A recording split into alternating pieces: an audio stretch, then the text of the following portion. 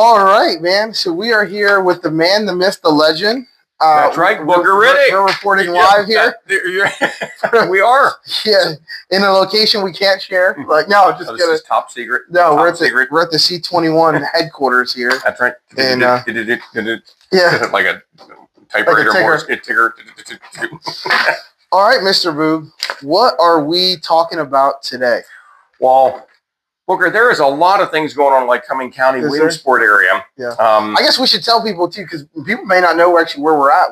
That is true. We are here on the edge of Lycoming and Clinton County. I personally live in Williamsport. Bob, where do you live?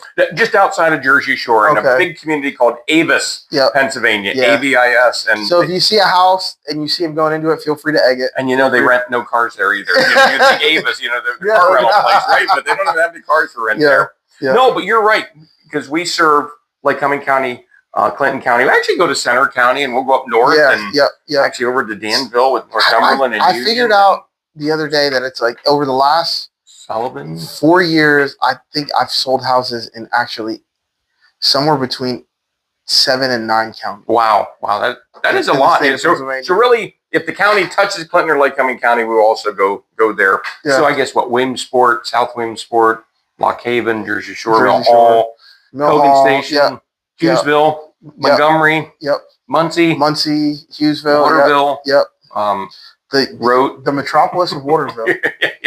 Believe it or not, guys, I want to tell you something about Waterville. They did not have to think that hard when they named it. No. There's water there.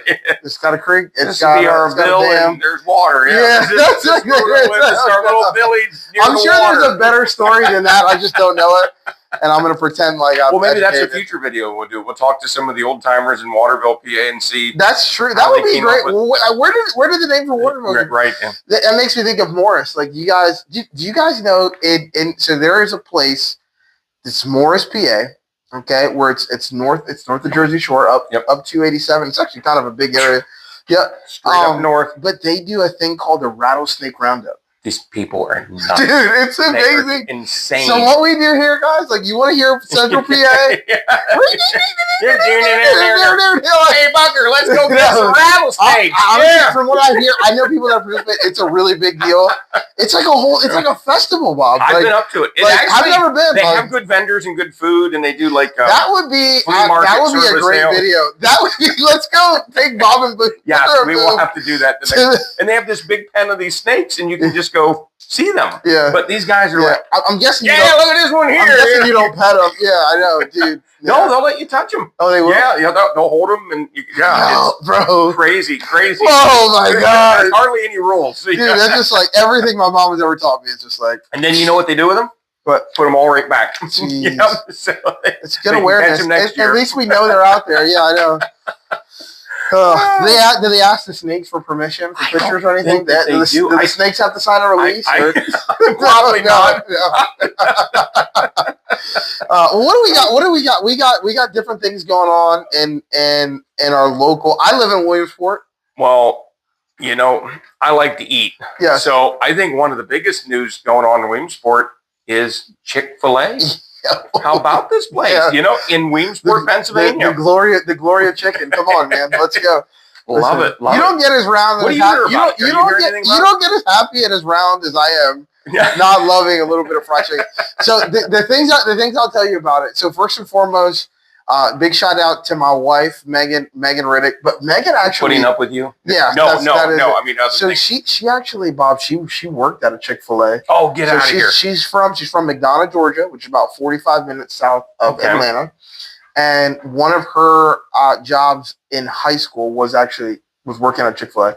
She said it is the only food service industry job that she enjoyed. Really? It was one of the great places. But she was a chick at Chick-fil-A? Yes, she was. Yeah, my chick. Am I allowed to say that? I'm probably not allowed to say that. That's offensive. I do apologize then. But in all seriousness, though, so like what's going on in Williamsport right now is between the Wawa that was put in on Main Street and the Chick-fil-A, like there's been over $20 million of redevelopment right there across from that college. Don't you wonder, is that really what they meant when you say Wawa?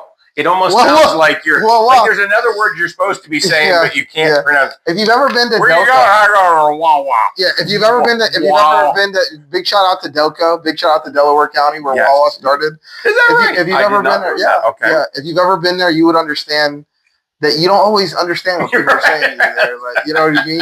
People kind of talk in like phrases, so it makes sense. It checks out. Like, probably was a completely different name. It just became the Wawa. But they are actually really cool stores. They're big in other places. This is their first one in like our area, like Cumming County, I think. They're planning more. So I'm like a Wawa snob a little bit because I'm originally from Lehigh County, where Wawa is really popular. They have a lot of those there. Yeah, I'm a Wawa native that's have just ventured into sheets. You think so? That's the. I swear I was thinking the same thing. I'll bet you this is putting sheets on their toes that now they've got a little stiffer competition. And I don't think competition's ever a bad thing. No, I think it is. Iron sharpens iron, sort of a thing, right? They'll make one better. And they're different. They are different. They're different. They're different stores. Same thing with the Chick-fil-A. So we got Popeyes now. Kentucky Fried Chicken, which I love. And now we got Chick-fil-A. Guys, so any platform that this is on, feel free to comment.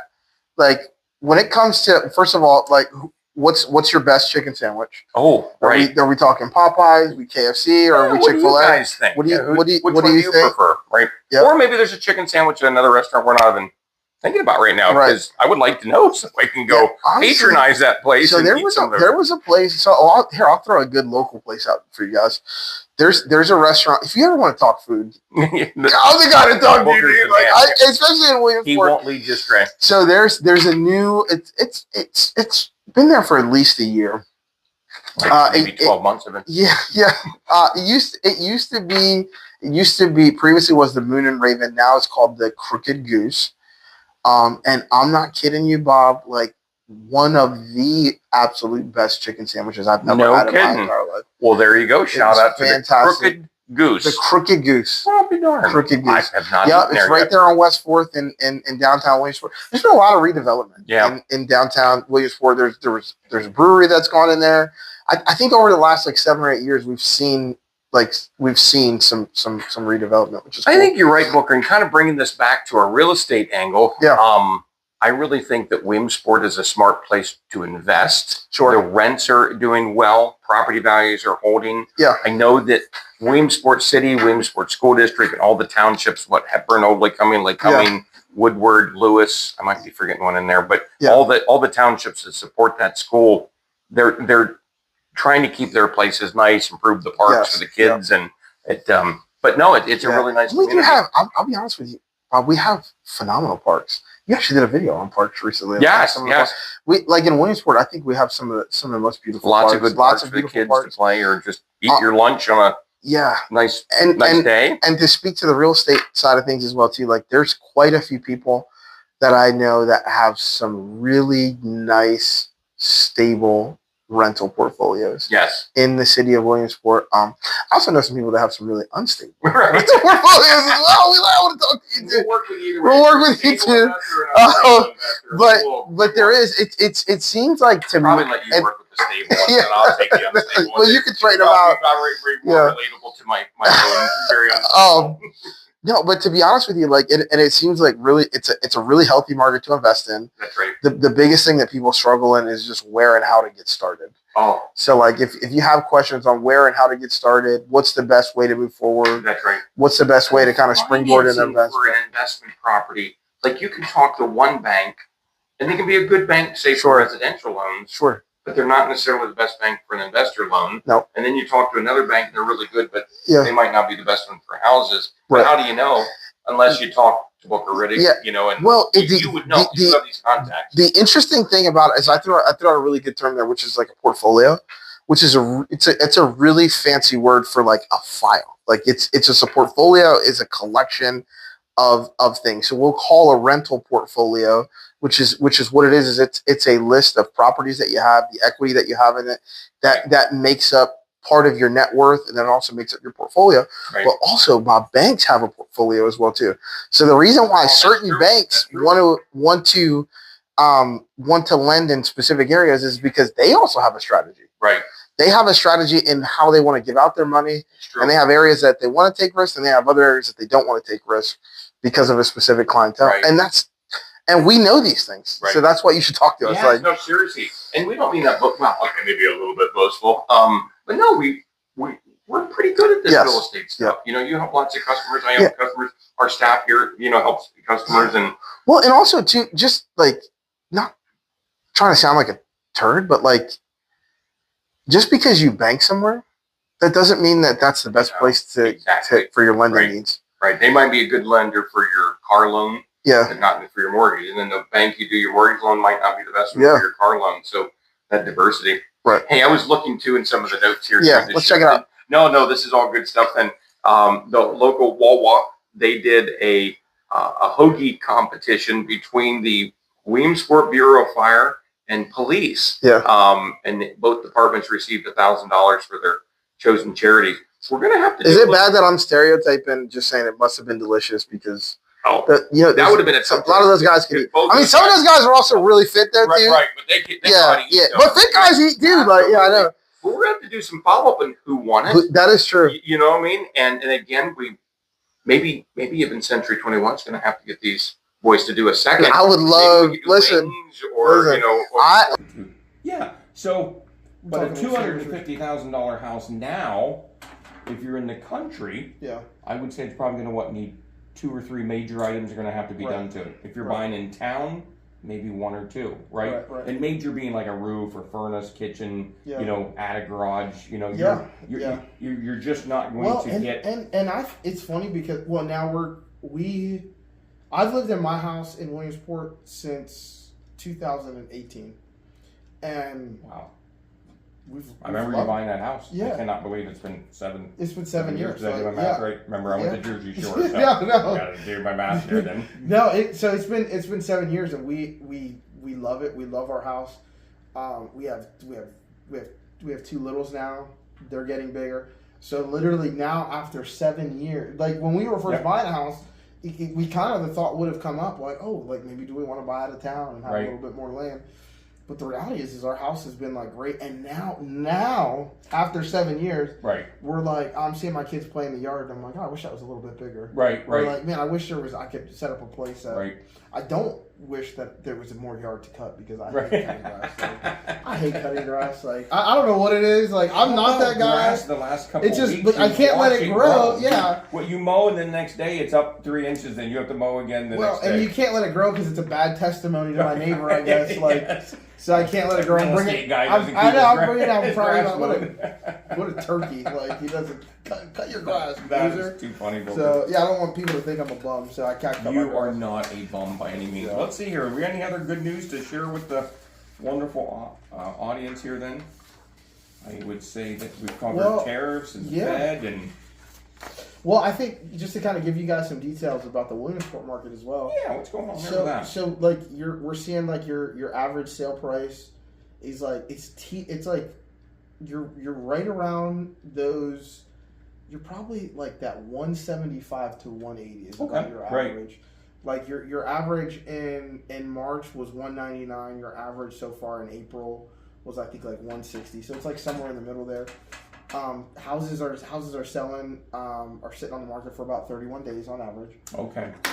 So it's a healthy market. I think I honestly think this is actually like this current real estate market is a lot similar to like your 2019 real estate market. Oh, which would have been like our first normal that would have been our last normal real estate market. That's an interesting way to look at it. Absolutely. But I don't know. That's what are you saying, Bob? I'm thinking the same thing. What I was looking up here on the phone while I was talking here is there was a sale recently that we didn't get to participate in, unfortunately, but it was like $1.3 million in Williamsport then. I was going to see if I could find it here. Then it's a public record then. Yeah. But isn't that something? Was that your second home that you sold? Yeah, that was his island house. Like, well, here I'm just putting recent sales, and you are spot on, Booker. The homes range in 150s, 190s, 258, 268. So yeah, you're 100% correct there on that. So isn't that something though? But there's homes you can buy in Williamsport for 150,000. Probably need a little bit of work, but you're gonna need some. Yeah, it might need some TLC, like your might or the 1.3 so I'm gonna tell you right now. If you would help him with that, Booker. Like shout out to another real estate company. Shout out to I guess it'd be Iron Valley Real Estate. Like they had a listing I walked through on Scott Street. Hopefully that's not giving too many details. That's broad enough. No, right? That's probably publicly on the market. Yeah, so somebody bought it, remodeled it, did a wonderful job remodeling. Okay, sure. Really nice house, really sharp, showed really well. Like, did not have a huge yard, just had like a small section of yard next to it. So like, would have been perfect for somebody like me that didn't want to cut grass, right, you know what I mean, and like didn't have kids. Well, I guess it doesn't matter if you have kids or not, but it was like a really nice house in like I think it was like right around like the 150s. Right. No, absolutely. And, but really what it is you're gonna have something. You know, you're not gonna have a garage, or right. There might be something wrong, but it's a nice, respectable house. Like, well, that's a good example with the expectations. So with the price range of that house fixed up nice, the give is you might not have as big a yard. Sure. Okay. Sure. Or now you go to the house that has the bigger yard, but then you're going to spend an extra $50,000-$75,000 for that house. So what is your budget? What can you truly afford? And then that's where, Booker, I think you do a really good job with this. You don't force any home down anybody. You say, look, these are the options. No. You tell me which one fits your choices best. I'll actually tell you, Bob, exactly. It's like a little tongue-in-cheek that I do with my clients. Is like whenever they're standing at home and they're just like, well, we really don't know. And like, I'm just like, well, and they almost are like, don't want to let you down. Like, I'm just like, okay, let me just clarify something here. I'm not moving in here, right? And I'm not going to pay one single mortgage payment. So I said, yeah. So I was like, it matters that you're happy with it, but at the end of the day, like the thing that I can give you is I can give you my expert opinion, right? And I believe I am a local market expert. You are. You're very well known everywhere, not just Williamsport, but Clinton, Lake Cumming County, and all those bordering counties. Because you said what? How many? 8, 9 counties you sold properties in, right? Yeah. Yep. Now there's 67 counties in Pennsylvania, so that should be one of your goals. We're going to get you to sell at least one house in all 67 counties of Pennsylvania till you're finally allowed to retire. Which there we go. Well, you're not allowed to retire for a long time. But it's a lot of counties. I would say Lycoming County, Clinton County, Center County, Union County, Montour County, Sullivan County. Did you say Center? I did say Center. And we've got Northumberland, Potter, Tioga, Huntington County, Tioga County. Yes. Yep. I think that's it. That's a lot. Yeah. Wow. So Booker, I guess I have a question for you because you're really good at working with both sellers and buyers. But so let me ask first question: working with buyers. Yeah. You got a buyer that's either maybe a first time buyer or maybe they have a house now but they haven't bought for a while. Yeah. What best suggestion for that? Just buy the first house you see. Don't even think about it. It'll all work itself out. No, sometimes it can't be your first house. Sometimes, you know, sometimes that's scary when it is, right? Because you're like, well, some people. I've had the conversation with people where we looked at 2 houses, and I'm like, man, I just really like this, but this is only the second house I've looked at, and I said, okay, this is what I'm going to tell you. Is like, are you going to have nightmares about not buying it 6 months from now? And if you say no, like I think we'll be all right. Let's just keep looking. Sure. It'd be better. Look at 72 houses and then decide. Yeah, exactly. Yeah, I love it. Hey, Booker. Hey, I know I know you had a show. You showed us 80 houses, right? But do you know anybody that's renting? Right. Oh, yeah. Oh man, that was a long. That's awesome, man. Like, listen, that's all right. You just gotta if you're gonna do that. You have to become my #1 referral partner. Right, you got every friend, family member. Everyone. Listen, he took me through so many houses. And bring you a Chick-fil-A sandwich. That would be nice. Yeah, absolutely. Now, in all seriousness, like the things that the spiels that I literally have with buyers is, I talk about just this idea and this concept of what is good bones. Right. Good bones is no foundation or structural issues, roof, HVAC. Yep. Plumbing and electrical. So there's a handful of things that we look at to see if it has good bones. Okay. Right. There's another thing too. I've been learning this. This is a new tactic I've been working with. It's the 80-10-10 rule. Okay. Oh. If a house is 80% of absolutely everything that you're looking for. Okay. Okay. 10% of things that you could eventually improve over time. Okay. Okay. And then the other 10%, which is stuff you maybe would have wanted but you're willing to live with. Okay. That's probably your house. Oh. So it's the 80-10-10. I like that. And that is so true, isn't it? Yes. Because there is no home that's 100% perfect. It just doesn't exist. But if you can afford $2 million, yep. you're going to complain about the taxes being too high, or is the house next to you not as nice, or right. So and then really within that 80% are the things that you know you can't live without. That's right. But there's going to be things that maybe you want. It's like, man, I really wanted a 2-car garage. Right. But this has a carport. Right. And it's just like, maybe you could live with it. That's like, right. Maybe you build a garage later or something. Right. That's a good rule. Yeah. Okay. Well, same kind of a question, but let me flip it to the owner. So I got somebody that owns a house. They've been there for a little while. They're a little nervous with crazy market we were talking about with tariffs and interest rates and where do they move to next, and what would you suggest to that homeowner? So first and foremost, like the internet is your front door. Right, it's true. Okay. When somebody gives you when you have somebody and you ask their expert opinion, you should probably take their advice. Yep. Okay.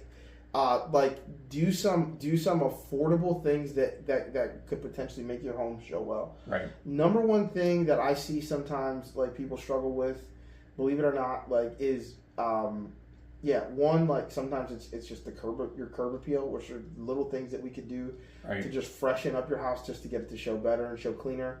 The cleanliness, like be tidy, be organized. We want good smells, not bad smells. Right. Those are all things that can really help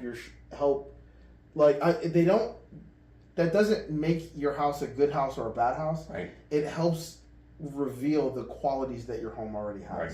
So and it's good to have an outsider look at that, where you don't always know that with your own home. Yeah. You don't know the look, the smell, because you're so used to it. But you can help people with that. You're literally all of our houses. I can tell you right now, like I think everybody's house. There's a couple people, unless you're like Addie Boop or like, Emily Bangman. Like there's some people I know that like their house is just gonna smell good. Right. All the time. All the time. It's like all of our houses are gonna. There's gonna be, and there's also gonna be things that people will notice that we've gotten used to. Yes. I'm trying to think of something like that in my house right now. In my house right now, like I think that we this is a perfect example. So we have a brand new garage door. Okay. But the man door to our garage is like busted. So like it doesn't close right. Okay. So we just don't close it. We don't close it, right. We never close it. And like people come over and they're just like, what is wrong with you people? Like, but to us it's just like we've gotten so used to it. The big door opens. The big door opens and closes. It's brand new. The big door's open. But I'm so cheap. I spent money on the big door, but I chose not to do the little door. But those are the things that if I was going to sell my house, I know I'm like, hey, I'm putting that door on. That makes me think. Do you know what one of the biggest ones that I see, and I see this in a lot of people's homes. Yeah. And I know they don't see it because it's their everyday home.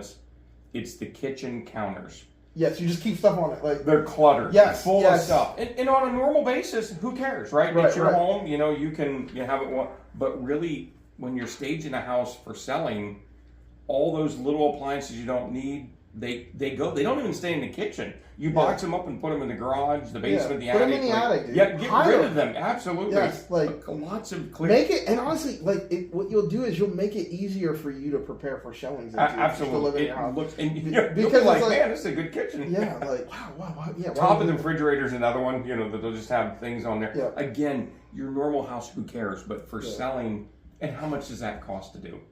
Like nothing. $0. No, you're just making it look better. So okay, well, that's good words of wisdom for both buying and selling them. Yeah.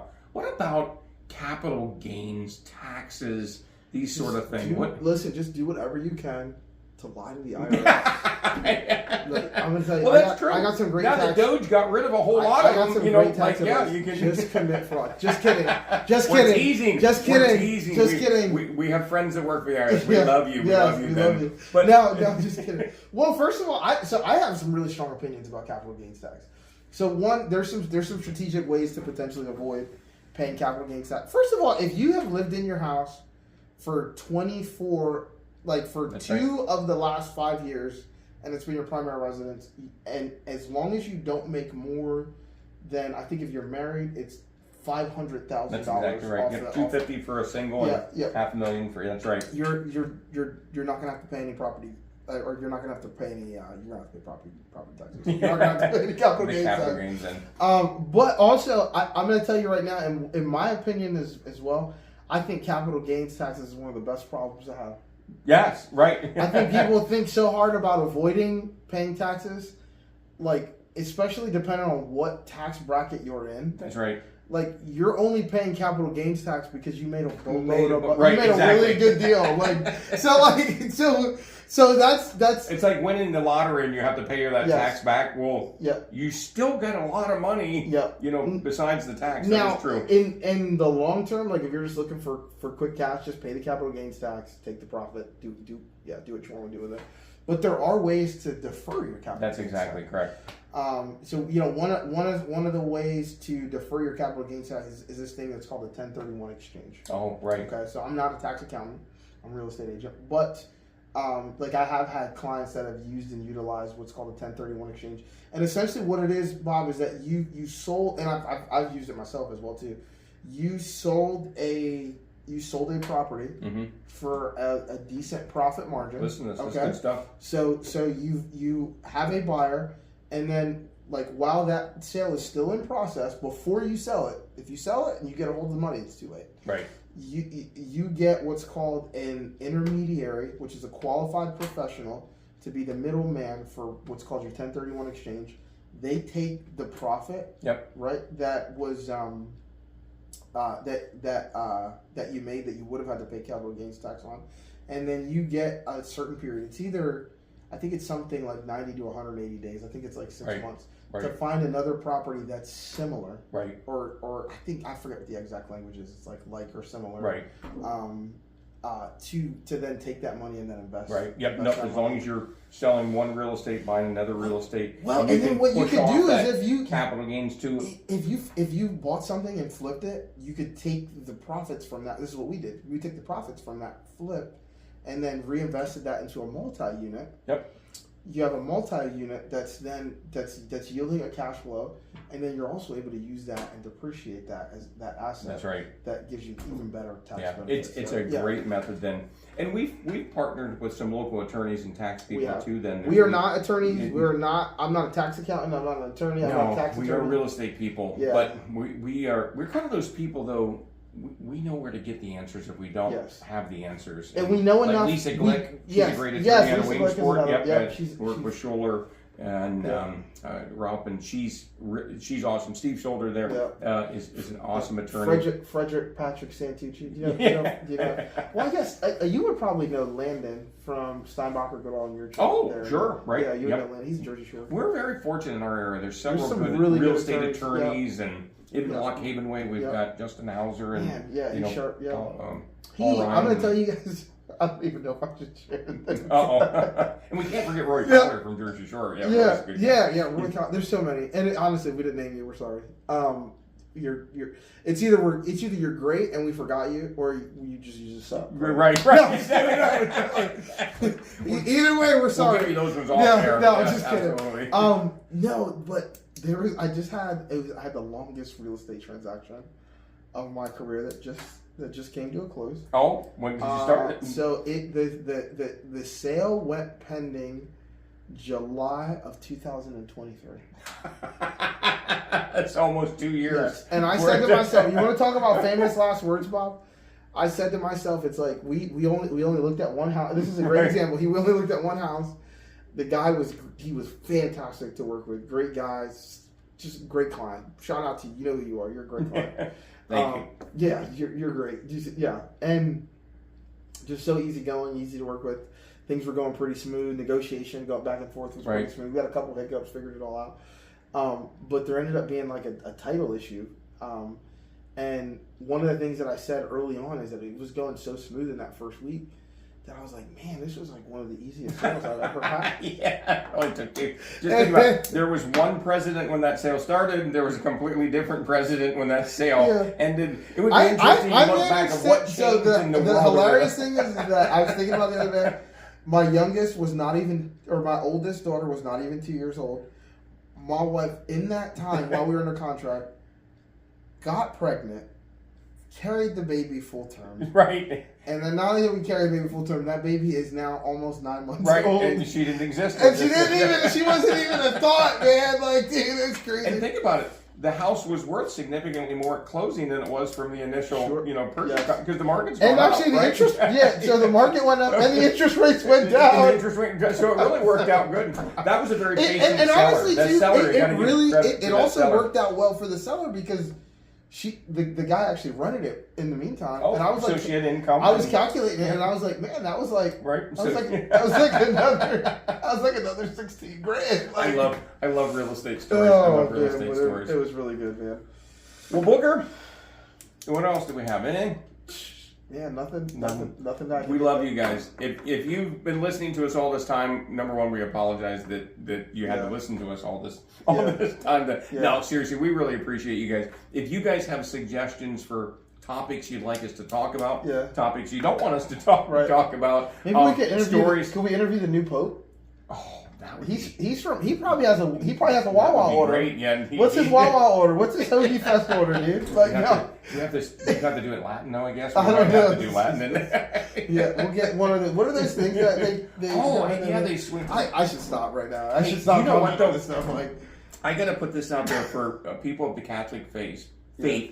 Yeah, we love our Catholic brothers. Yes, absolutely. Several of our customers have used the St. Joseph statues. Have you seen these? No. So what it is, and you can order these online for like $9.95 on Amazon. It's a little statue of St. Joseph, and apparently he must be the saint of like houses or whatever, because you bury him in your yard.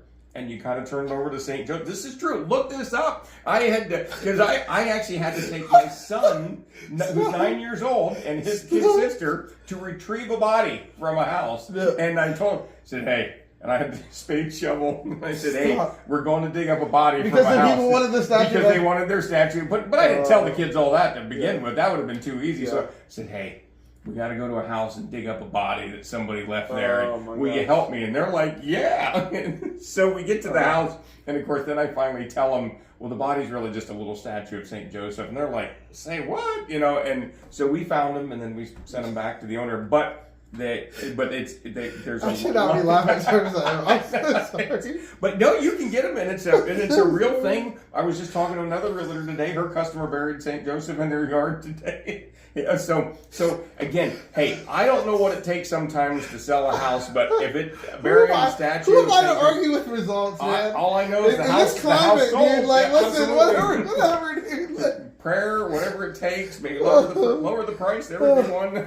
Shout out to St. Joe, man. Like, so shout out to St. Joseph. I think it was St. Joseph. But anyhow, you look it up online. Amazon sells them. You know you're going to go buy one. You're going to go on the Amazon. You're going to get one. Any of those listings that you have that haven't been selling, you're going to be out there burying them tomorrow. You see these in your yard. Don't worry about it. Listen, I got Booker with a shovel. I got a strategy. All the cops on. And the strategy is hope. Yeah, okay, right. That's what I'm hoping the statue works. Like, oh my God. Thank you guys very much for putting up with the Booker and Boob frickin' frack show here. Then we appreciate you guys very much. Then awesome.